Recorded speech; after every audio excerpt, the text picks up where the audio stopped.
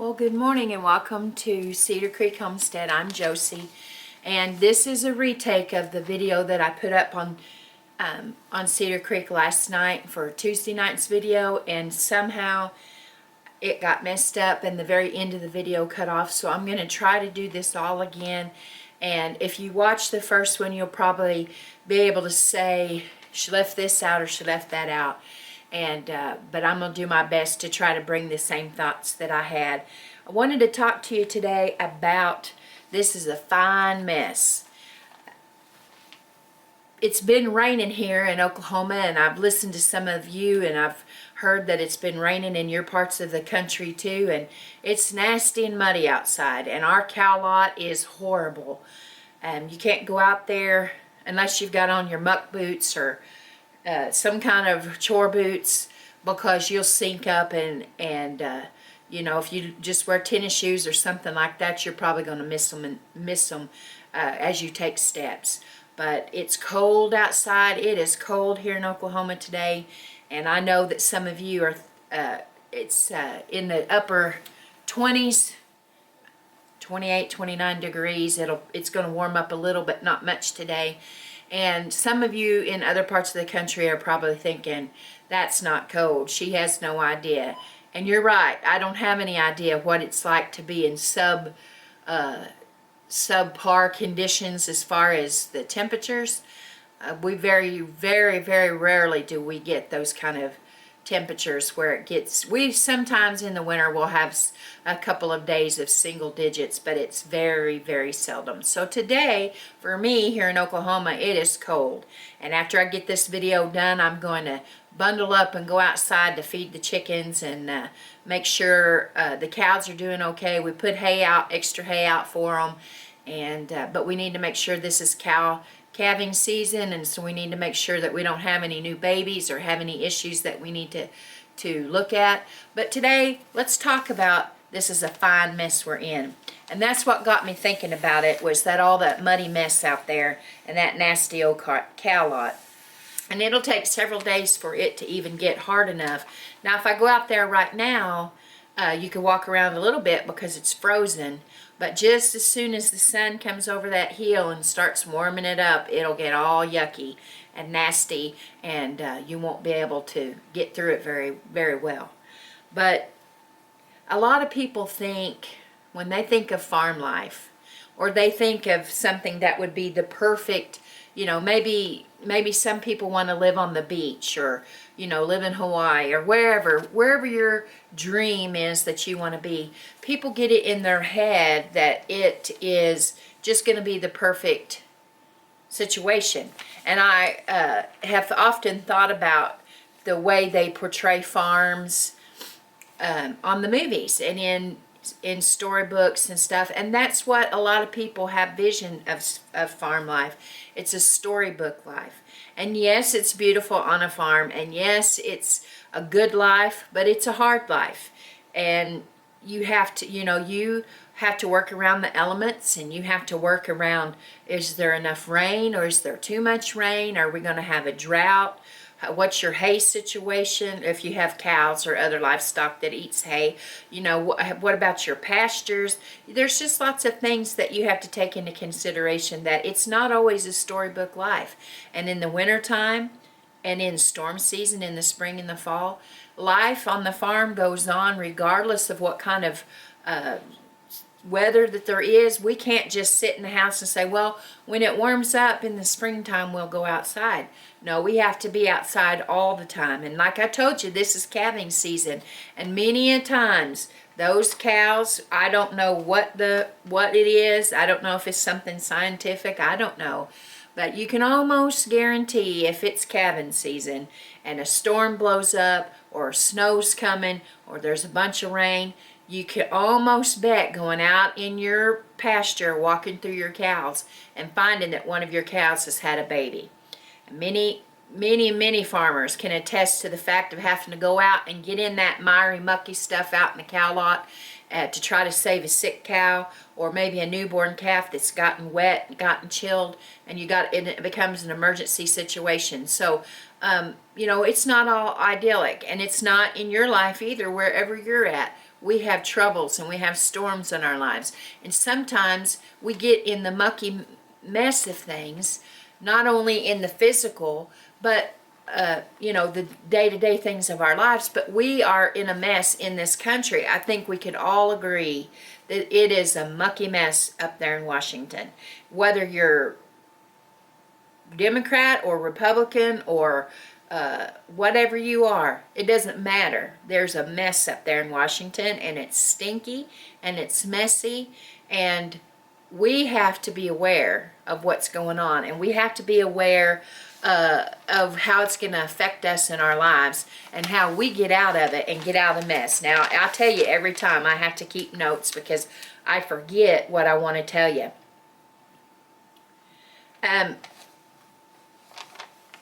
In this life, our day-to-day lives, we can't just be fair weather people. We know each and every one of us have personal experiences in our life that makes us realize that we're not fair weather people. We can't just hit the pause button until everything in our life is wonderful and everything is just going smooth. There's no bumpy roads, there's no trouble, there's no sickness, there's no death. We know we can't do that. We have to face it head on. And sometimes we don't like the stink. We don't like the mess. We don't like how it affects us. But we have to put one foot in front of the other. And so that's kind of what I wanted to focus on today. And I was thinking one time, Howie and I went out to the cow lot. We had to do just feeding probably. And the cow lot was in the shape that it is in today. It was muddy and nasty. And Howie, hey, he had his chore boots on and I had boots on, and of course he was tall and he had a long stride, and so he just went out through there like no problem, and went right through that stuff, got to the other side, and was able to continue on with whatever it was he was doing. And I went out through there and I didn't have on the appropriate shoes for one thing, and so I went out there trying to walk through it, and y'all know that I am klutzy and I can fall and I can get myself into some predicaments, and I did. I went marching right out through there just like Howie did, and I didn't make it all the way through. I got about halfway through there and my feet mired up in that stuff. And so when I lifted one of my feet to take a step, off came my shoe. So I'm out here in the middle of all this stuff with one shoe buried up in the mud, the other shoe off, and me trying to balance and trying to figure out how in the world I'm going to get out of there. It was going to require digging down in that mud and pulling my shoe up out of there where it sucked it under. And all the time Howie's over there, you know, laughing, and you know, he came to my rescue, but he had some chuckles out of it. And that's what happens sometimes. We try to wade through the mess, we're trying to get out of it, trying to get to the other side of it, but we get in there and we get bogged down in all of the mess that's going on, and we get ourselves in trouble. And so we know what all this stuff that's going on in the United States today is not good. And we pay attention to it, and we've talked about, you know, information overload, taking so much in that it overwhelms us, and we have to be careful of that. But there has to be a healthy balance. We have to know what's going on, but we need to steer clear of it too. And there's things that's going on in this country today that's going to be harmful to us and harmful to those that are coming up behind us, our children and our grandchildren. And we need to prepare, and we need to figure out where we're going and what we're doing and how to get out of this mess. My granny and different ones used to have a saying, when you were in trouble and you'd done whatever it was that you'd gotten yourself into, and you just couldn't get out of it, you focused on it, you worried about it, you just could not lay it down. You just kept going back to it, and they'd say, quit wallowing around in it. You know, if you've ever seen a little pig, you can get that pig just as clean and pretty, like the show pigs that the FFA does as their livestock shows. Those pigs will be so pretty, and the little You know, they'll be so pink and pretty, and the red ones will be really pretty and clean. But as soon as they have an opportunity to go back into the mud that they're comfortable in, they'll go right back to it and they'll wallow in it. And that's what my granny and different ones would say when you would get out of your mess. And sometimes they would help you get out of the mess, whatever it was, you know. Maybe they helped you get caught up on your bills, or they, you know, you were in a bad relationship and they helped you get away from it, and you'd turn right around and go right back to that mess. And there they'd say, quit wallowing around in it. Get out of it, get away from it, and quit wallowing in it. And that's what we need to do. We need to quit wallowing in it. Now, we've heard for the last 4 years or so, drain the swamp. And it doesn't matter what side of the political aisle you're on, drain the swamp is as true today as it was when it was first said. And it doesn't, excuse me, it doesn't matter if we've changed presidents, we've changed senators, we've changed all of the people up there in Congress. Draining the swamp is something that continues to need to happen. And we need to, you know, shun those things, get away from those things. Turn away from the things that our country, you know, in a lot of ways is headed in the wrong direction, and making decisions based on one side or the other. You know, there's some things that we can come together and we can say, yes, we want children to be taken care of. Yes, we want our seniors to be taken care of. Yes, we want clean water, and we want all these other things that we discuss.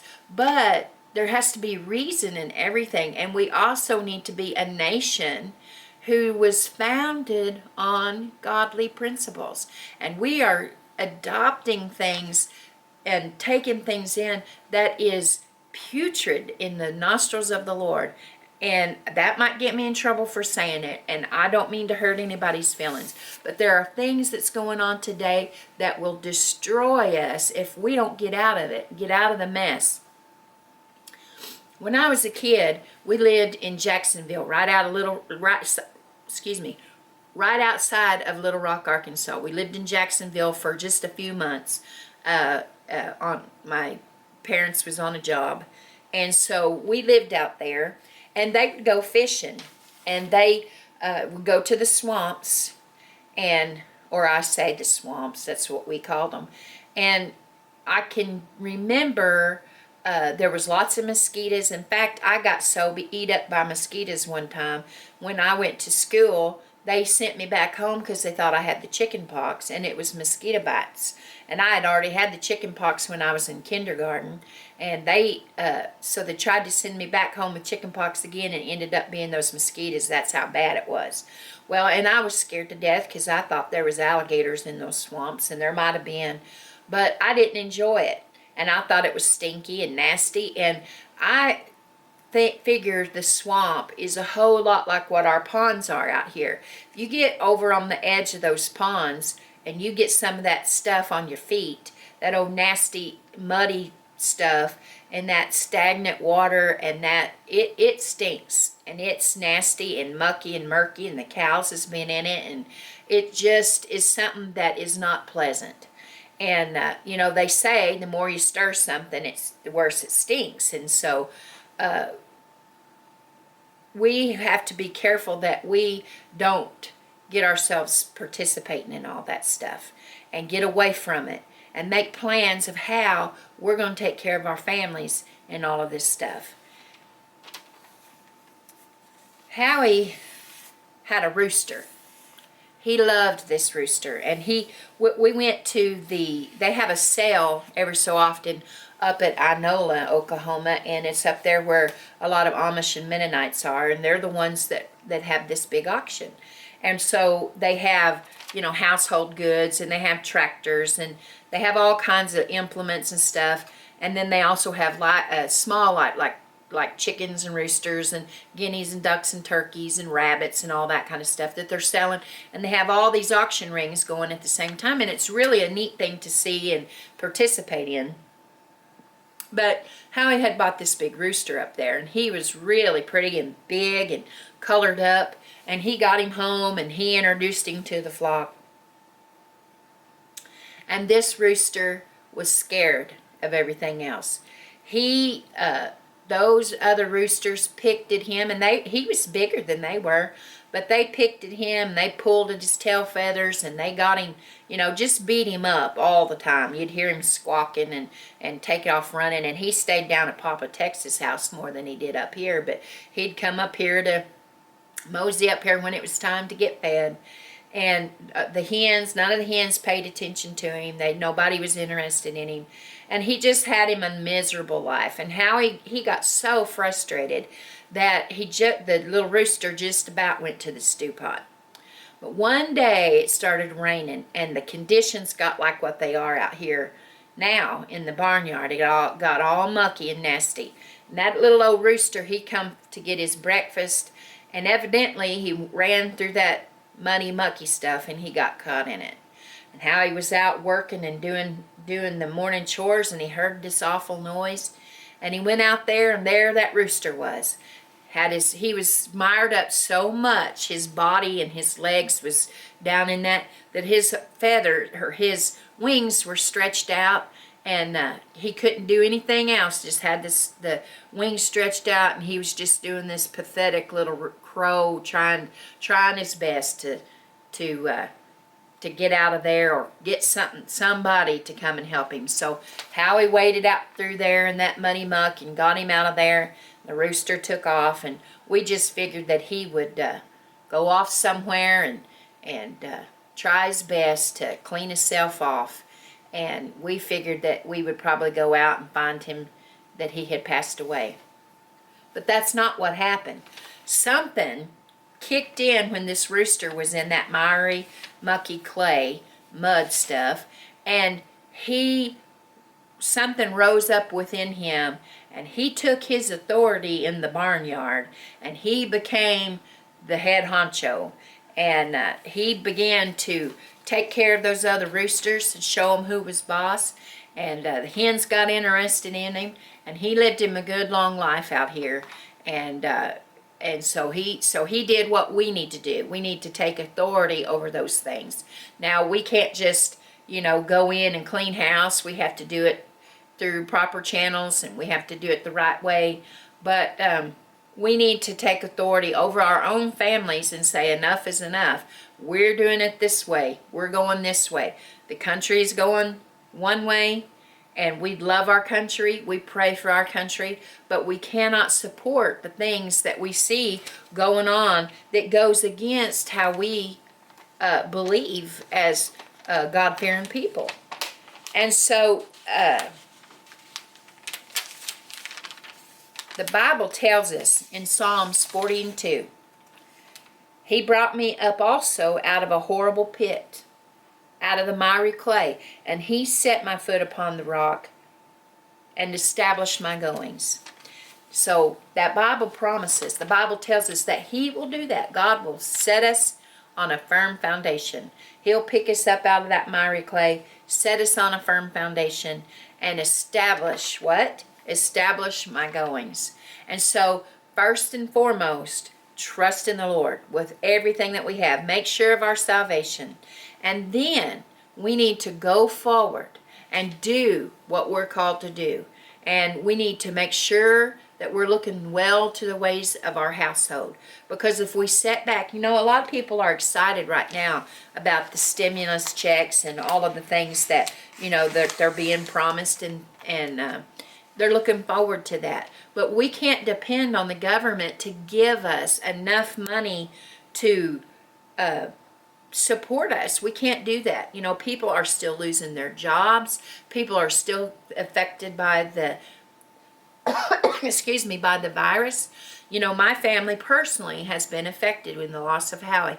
He was the breadwinner of our family. He was the one that had the business going. And now, Blade's going to take over the business. There's a lot of things that has to be done. So there's a lot of things that we're juggling. And that's a change. Down at Deep South Homestead, Danny and Wanda, they talk about life-changing events. And we look at our lives, and yes, there's life-changing events as far as big catastrophic things like 9/11 or this sickness that's going on. Those are big life-changing events that affects everyone. but there's personal life-changing events that affects you as a family. For instance, like I said, a death with Howie. That is a personal life-changing event. Excuse me. And we have to go forward. I can't just sit here and expect somebody to come and take over and do all my thinking for me, all my planning for me. I have to do it because I'm the responsible party. I'm the one that is here with a plan and a purpose in my life, and it's to move forward, not to sit on the sidelines, not to go backwards, but to move forward to what my ultimate goal is in life, or after this life, is to step on into eternity when my time comes. But in the meantime, we have work to do. And we have to get, like the scripture says, that firm footing. How in our physical lives? We know in the spiritual. And if you don't know how to do it, you need to study out how to provide for your family, how to do things. There's so many things that we can do in physically taking care of our families. Spiritually, we know, salvation, number one, fellowshipping with other believers, knowing what we believe and holding on to our faith and holding on that God has got us. That doesn't mean that we quit working. That doesn't mean that we say, okay, God's got us, so we don't have to do anything. Yes, we do. We have to work. We have to prepare. We have to keep going. And so how do we get our foundation? How do we get our foot on a firm foundation and move forward? Well, get out of that mess. Get out of the mess in our own personal family. I would suggest that we try our best to get out of debt as much as we can. Get yourselves out of debt. And then we got to make a plan. Make a plan and go forward with it. We have to say, okay, we can't depend on what the government has for us. We can't even depend on the state government in a lot of things. We have to take charge. So a lot of us have been preparing for a long time, and we've made preparation. We've made plans. Some of you haven't done that yet, and now's the time to begin. Start. This virus has kept a lot of us from doing things that you normally did, like maybe going to movies or going out to eat as much, or doing things like that. And so you have opportunity to put some of those things aside and say, we're going to make preparation for our family. We're going to get out of this dependency so much on all of this government stuff, and we're going to take charge. Make your plan for your family. What I've done, and I do it every so often, and I'm going to do it again and get a fresh, a fresh perspective. I'm going to take inventory of what I've got, what I don't have, and I make myself a master list. On this master list, I tried to think of everything that my family has, my family needs, my family eats. Most preppers will tell you beans and rice, and beans and rice is good. I like beans and rice. But if your family does not like beans and rice, it's not going to do any good for you to prep beans and rice, because y'all won't eat it. You need to prepare things, put things back that your family will eat. There's lots of good Homestead channels that'll give you ideas, give you instruction, show you how to do things. We're wanting to help you so that when the day comes, whether it's because of government collapse, or it's, time of war, or it's, like me, a personal life-changing event, you're not trying to struggle and find a way to feed your family in the midst of crisis. For instance, in my own life, I haven't had to go to the store since all this has happened. And I can't imagine, I mean, I can't even think about going to the store because my mind is occupied on so many other things that is coming from the left and the right. And so the basic things is not something that you want to have to think about and worry about. You know you've got those basic things done. You've made preparation, you've got it. So you need water. You have to have water. You can't survive without water. None of us can. And so you need to have water, and you need to make sure that you have a way to clean your water. You need clean drinking water. Whether you live in the city or you live in the country, you know, the tap, if you drink tap water, the tap may not always work.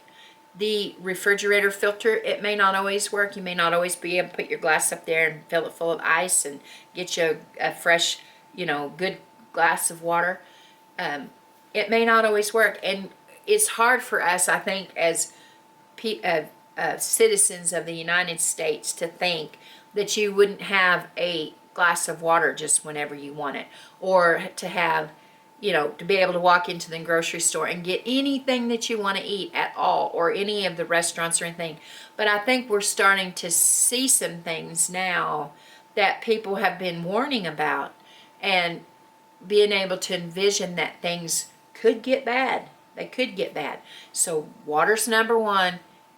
And there's lots of good channels that'll tell you how to store your water, how to get water sources, how to have rainwater catchment, and how to clean it. I personally have a Berkey water filter. I believe Deep South Homestead has an Alexa Pure. There's other ways that you can clean your water and make sure that you have good, fresh, clean drinking water. Then your food, like I said a while ago, have the things that your family eats. Whether you're a canner and, you know, you preserve food on your farm, you grow garden, or even going to the farmer's market and buying produce and putting it away. If you do that, that's great. You can save money. You know what your family is eating. But if not, don't let that be an excuse for you not to put up stuff for your family. Go to the store and buy the things that you know your family eats. If you eat peanut butter, get peanut butter. If you eat raviolis and SpaghettiOs and, you know, Spam and that kind of stuff, would a nutritionist say that's great? Would the doctors say that's the best food?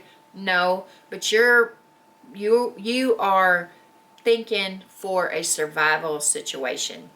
And so if your children are hungry, your children are crying, you know, you want to fill their little belly. As you gain your skills, then you can add more things in. You can learn to can, you can garden, you can go to the farmer's market and get stuff and learn how to put up vegetables and to put up meat and to put up fruits and all the things that we like to eat and the things that we like to show you on our YouTube videos, how to do these things and to dehydrate. And a lot of people are getting into the freeze dryers. I haven't gotten a freeze dryer yet.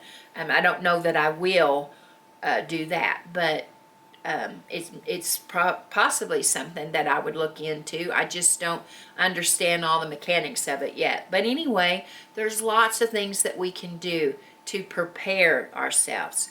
Prepare food, prepare water, prepare medical supplies. Look at all the stuff that's going on right now. A lot of people are not going to the doctor because they're scared, you know, to go to the doctor's office, or their doctors are, you know, you have to make telemed appointments, and you know, people aren't going to the hospital, and there's lots of minor things that people are trying to take care of on their own. So you need to think about, you know, your bandages and your antibiotic creams and that kind of stuff. Sewing supplies, learning how to repair your clothes and your darning your socks and doing things instead of being a people that just throws things out. We throw so much stuff out because we don't see the value in it. And it's, again, we've been trained that way, that it's easier just to throw something away and go buy something new than to repair it. Because, okay guys, I'm back again. You won't believe it, but that right when I got to talking about getting ready to talk to you about the ramen noodles, the camera cut off again. So this is the third time I'm recording this part of the video. So hopefully all goes smooth and I can get this video up to you this morning.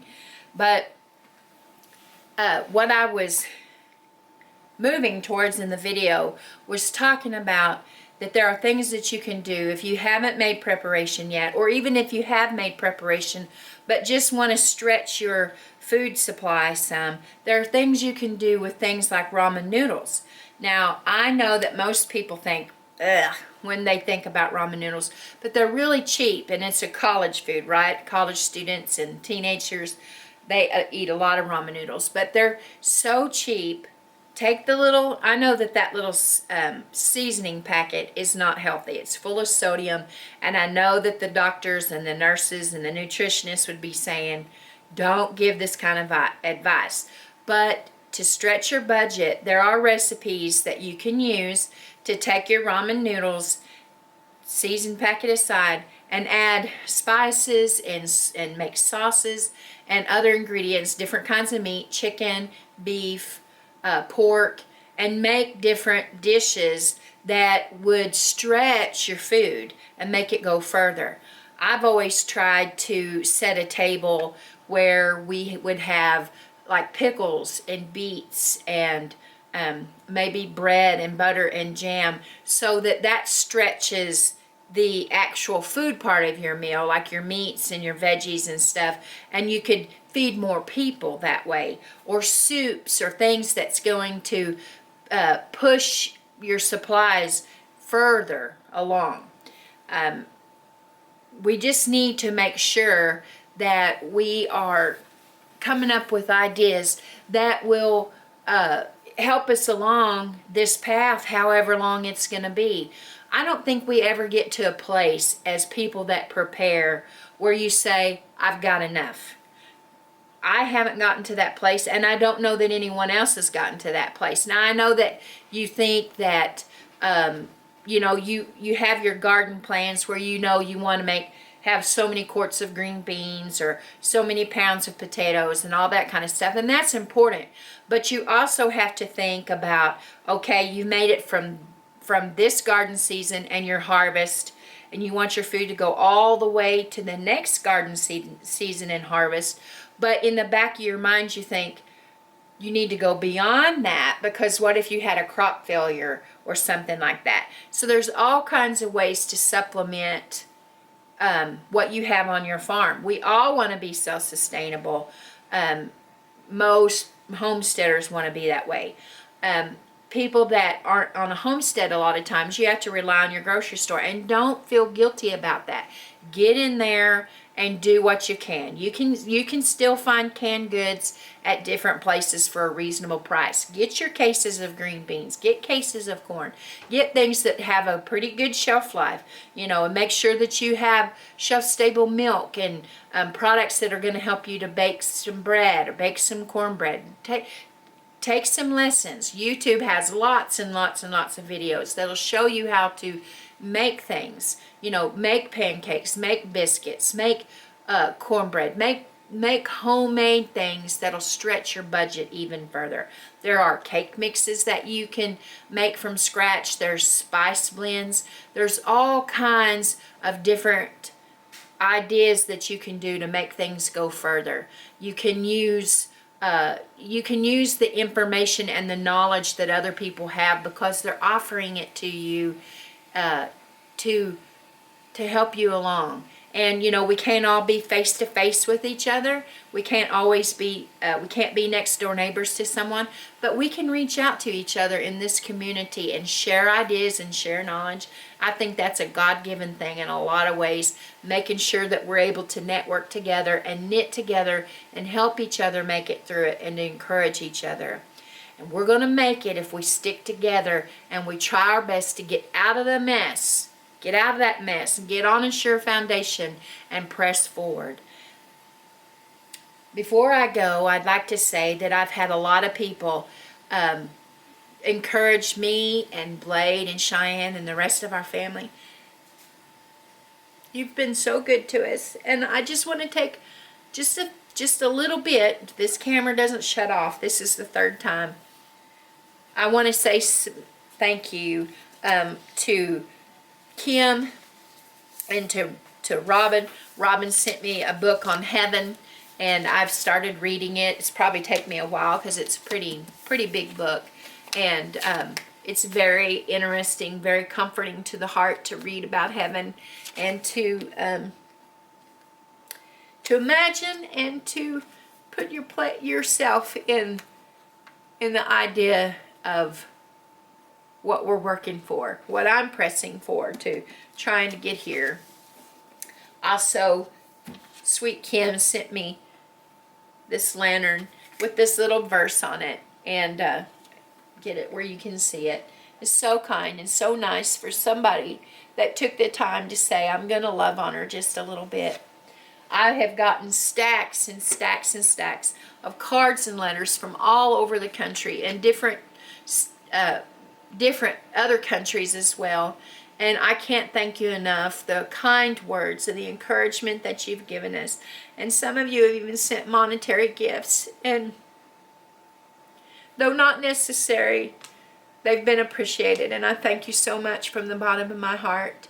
Your kindness and your well wishes and your sincerity means the world to me. And I just want to say thank you to each and every one of you. I thank God that I have opportunity to continue on with Howie's channel and to make it into something that I can do for him, that I can help encourage you and to teach you the things that I know. And I just hope that we've all had a good time here together. You know, they say third time's a charm, so hopefully this video gets out like it's supposed to. I love you, and Cedar Creek loves you. And until next time, like Howie always said, we're gone.